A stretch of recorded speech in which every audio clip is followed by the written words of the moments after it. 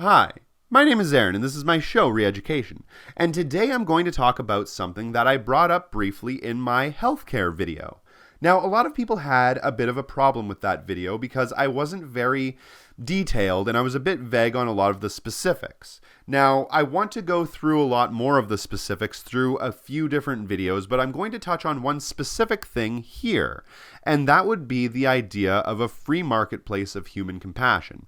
Now, in that video, I never actually used that word, so I want to go into more detail about it here. Now, in an anarcho-communist structured society, you would have the ability to choose which group you want to belong to, and each group would be offering each person that wants to join that group a certain amount of benefits.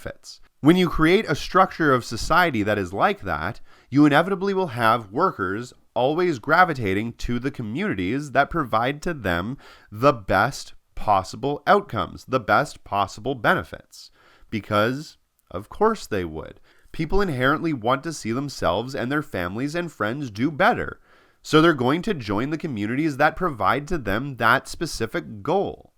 The free marketplace of human compassion, which is what I'm calling this, I think is a good name for it because what you're creating is a system where people get to decide for themselves where they want to live, what community they want to be a part of, and how they want to be treated in that community. It should be, honestly, one of the most basic things in the world for you to decide.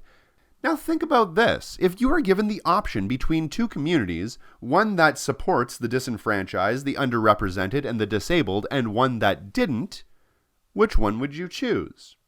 I would assume that you would likely choose the one that represents all people, because if you ever ended up in a situation where you were disenfranchised, underrepresented, or disabled, you would want your community to support you. Because of course you would. And you would want any family or friends that are in that situation to also be supported. So you would want to join the community that offered the best possible outcome for those people. Like I said in many other videos, anarcho-communism incentivizes health and well-being and disincentivizes pain and suffering. And this is because of the free marketplace of human compassion. There is a circular reasoning to this.